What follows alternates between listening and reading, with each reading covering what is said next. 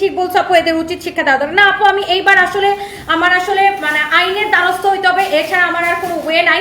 কারণ আমার লাইফটাকে জাস্ট এরা হেল্প করে দিতে থাকবো। কালকে যদি আমার বাচ্চার কিছু হয় বা কালকে যদি আমার কিছু হয়, আমার যদি পথে ঘাটে একটা অসুবিধা হয়, এইটার মানে লাইবিলিটিস ওরা নিবে কিনা?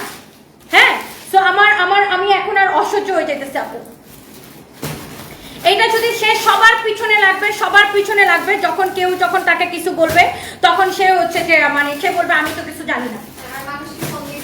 হ্যাঁ, আর মানুষকে ফোন দিয়ে রিকোয়েস্ট করবে পোস্ট ডিলিট করেন।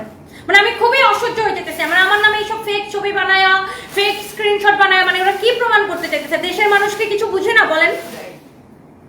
এইটা যদি কারো লাগে, মানুষ তো আমাকে আমার যদি ভাই এত কালো টাকা থাকতো, তাইলে একটা মানুষ প্রতিদিন 18 ঘন্টা কাজ করতে পারে না, প্রতিদিন 18-20 ঘন্টা কাজ করে না, রাইট? দেখানোর জন্য, শো অফের জন্য 1-2 দিন করতে পারে, প্রতিদিন একটা মানুষ এত কাজ করে না। যাদের মাথায় গিলু আছে, যারা শিক্ষিত মানুষ, তারা বুঝবে যে কি রে ভাই, একটা মেয়ে প্রতিদিন একদম দুপুর থেকে শুরু করে ভোর 4টা পর্যন্ত কাজ করে, 4টা পর্যন্ত ওরা লাইভ দেখি। ভাই আমার যদি এত কালো টাকা থাকতো, আমি কি ভোর 4টা পর্যন্ত ডেইলি 6টা-7টা লাইভ করে বেড়াইতাম? আমিও তো তাইলে কালো টাকা খরচ করে ঘুরে বেড়াই, আজকে এখানে কালকে সেখানে করে বেড়াইতাম। আমার কাজ করতে করতে জীবন শেষ হয়ে যায়, আমি আমার বাচ্চাদের পর্যন্ত টাইম দিতে পারি না। কি যে বলে এরা, মানে নিজে যেমন ওরকম মনে করে মানুষ। এটা আপু যাদের কমন সেন্স আছে, প্রত্যেকটা মানুষ বুঝবে, প্রত্যেকটা শিক্ষিত মানুষ বুঝবে যে একটা মেয়ে প্রতিটা দিন কন্টিনিউয়াসলি বছরটা বছর 18 ঘন্টা 20 ঘন্টা আমাকে আপনারা অনলাইনে দেখেন আমি কাজ করি। একটা মেয়ে যদি এতই টাকা থাকতো আমার, তাহলে আমি কি এত কাজ করা লাগতো আমার?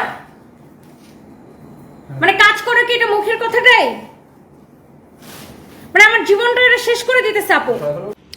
আপু আসলে কে কি বলে এগুলা নিয়ে আমি একদমই বদার না, বিকজ তারা না কোনোদিন আমার জায়গায় আসতে পারবে না, না আমি তাদের মতো ওই নিচু জায়গায় যেতে পারবো, আমিও কোনোদিন তাদের মতো হইতে পারবো না, আর তারাও কোনোদিন আমার মতো হইতে পারবে না। সো তারা জেলাসি থেকে অনেক কিছু বলে, so I really don't care.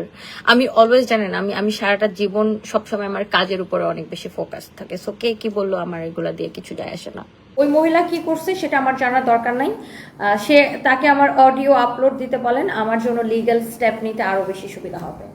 তার কাছে আমার কোনো অডিও থাকলে সে অডিওটা আপলোড করতে বলেন, আমার আইনি কাজে এটা অনেক অনেক ভালো আমার কাজে দিবে। ওকে, তো তার কাছে কোনো অডিও, ভিডিও, ছবি যাই থাকে সবকিছু আপলোড দিতে বলেন।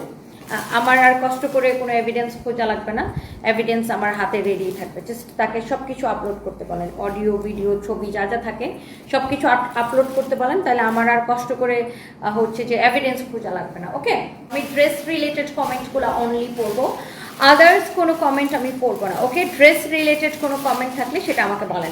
আমার ছবি, ভিডিও কোনো কিছু যদি থাকে আপলোড করতে বলেন, আমার জন্য খুবই সুবিধা হয়।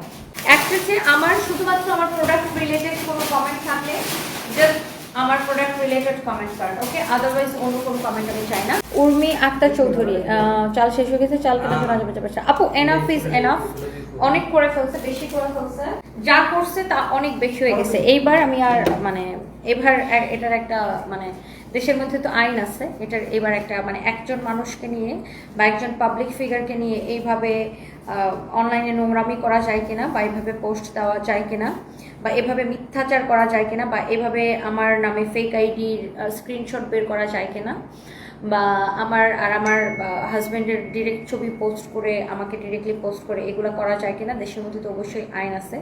সো এটা আমার এনাফ ইজ এনাফ আপু, এটা আমাকে একটু আইনিভাবে সামলাইতে দেন। ঐতিশ শারমিন, আপনি কি লিখছেন? আরে আপু, এমনও তো হতে পারে অন্য কেউ বাড়ি শখ আর আপনার ঝগড়া লাগানোর জন্য এমনটা করছে, বাড়ি শখের অ্যাসেস দিছে যাতে ঝগড়া ভুল বুঝাবুঝি হয়। শুনেন, আমি নিজে অ্যাসেস নিছি, ওই মৌ সুলতানার পোস্টের মধ্যে সে কমেন্ট করছে, ওই স্ক্রিনশটটা আমাকে অন্য কেউ দেয় নাই, আমি নিজের ফোন থেকে নিছি। বুঝতে পারছেন আপু? By the way, time will say.